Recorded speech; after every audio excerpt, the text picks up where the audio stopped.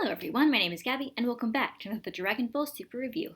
This time reviewing episode 117. With Goku weakened again, he's targeted by the members of Universe 2. 17 and 18 step in to help and fight against the Magical Girls. Working together, they manage to defeat Rosie, and as Ribrianne gets a power-up, Krillin spurs on 18 to victory. Seeing them, Ribrianne realizes that perhaps there's a love in the universe that they don't yet know about. So, what did I like about this episode? Well, first of all, I really enjoyed the final fight with Ribrianne. I mean, as usual, Ribrianne was honestly really fun and entertaining. They even used Magical Girl references that they haven't used in this arc so far with Ribrianne. But I think the thing I was most pleased about was how Ribrianne's defeat was handled. I mean, honestly, basically ever since Ribrianne's whole gimmick was introduced, the thing that I was honestly most kind of concerned about was that at the end, Ribrianne was going to be defeated by somebody in Universe 7, basically like completely humiliating her, embarrassing her, and basically saying, hey, listen, no, the power of love is complete crap. There's no such thing as the power of love. This is Dragon Ball. The only way you can get stronger is by getting really angry at people, and you don't get that, and that's why I totally beat you. But that's actually not what happened. Instead of kind of doing the sort of obvious punchline of saying that Ribrianne is basically from the wrong genre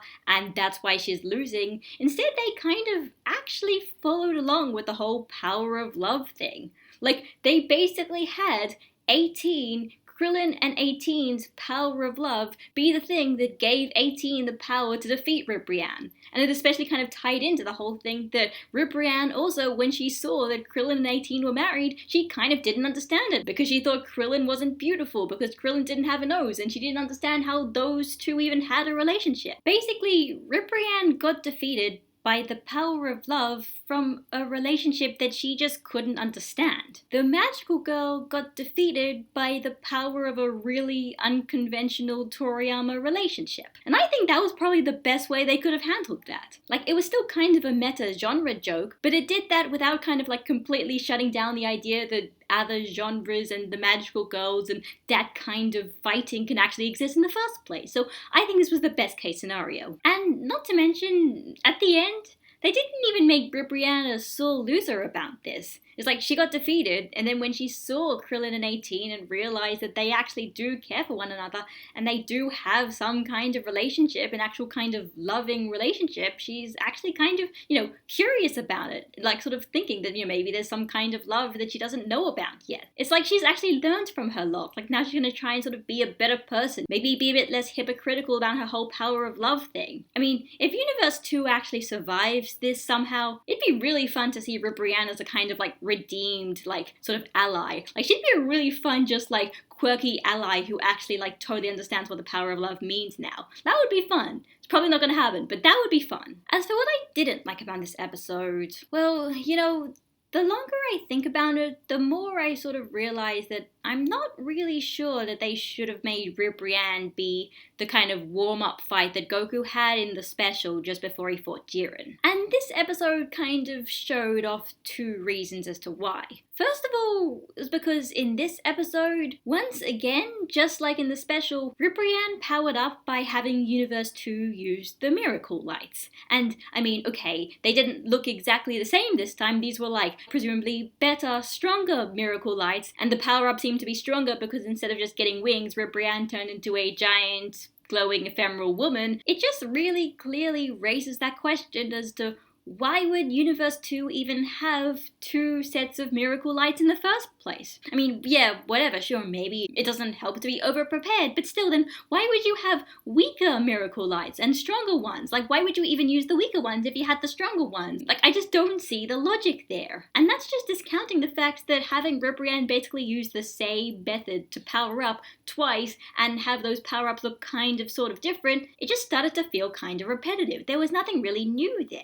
And the second reason is that by having Ribrianne fight Goku in the special, it kind of sort of set up this kind of grudge match between Ribrianne and Goku. Because, like, from a narrative sense, out of everyone in this tournament, fighting Goku is basically the most privileged position you can possibly have. And after that, having Ribrianne's final fight basically actually only be against the androids and not Goku at all, kind of feels sort of disappointing, both from, like, our perspective and also from Ribrianne's perspective. I mean, Ribrianne was only fighting the androids in the first place so that she could fight Goku after that, and she didn't even get that in the end. And I mean, I guess not everyone really needs a final fight against Goku, but not everyone have actually had a fight with Goku and then have it end kind of incomplete and then have them kind of want to sort of finish it off. Also, I mean, I feel like I have to say this. Well, Ribrianne's giant glowing woman final episode power-up form honestly looked kind of cool. Like, you know, they did do the magical girl thing where her power-up form basically has her clothes look kind of more fancy and detailed and have more kind of frills to them.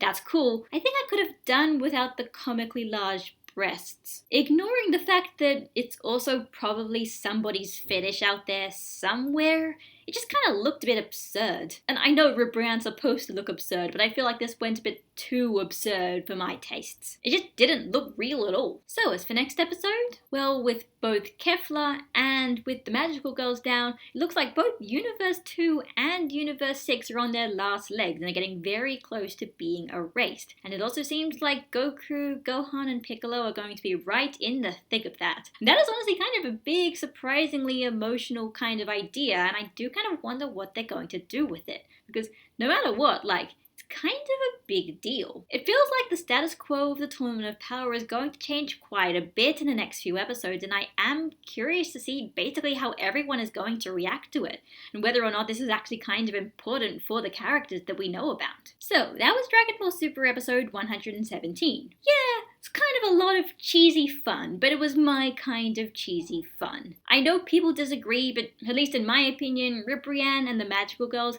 have been the most consistently entertaining antagonists in the Tournament of Power so far. Yes, they are antagonists. You don't necessarily have to love them and believe them and think they're doing the right things, but like, they're just a lot of fun, they have a lot of personality, and they're just so lovingly animated. I don't even just mean the fight scenes, I mean just like everything. I think Ribrianne is one of the most like animated characters in this tournament, just in terms of all the facial expressions she makes. It's just so fun, you can tell. And while I don't know if this episode was really kind of like the biggest climax, sort of both spectacle-wise and comedy-wise, to kind of justify how long Ribrianne's been around and how many jokes they've been making with her, I at the very least did still find it really entertaining. Maybe not necessarily the best climax, but still a good climax, a climax that made sense, a climax that was actually kind of respectful to Ribrianne's character, and a climax that was just a lot of fun. I said it last week and I'm saying it again, we are running out of a lot of the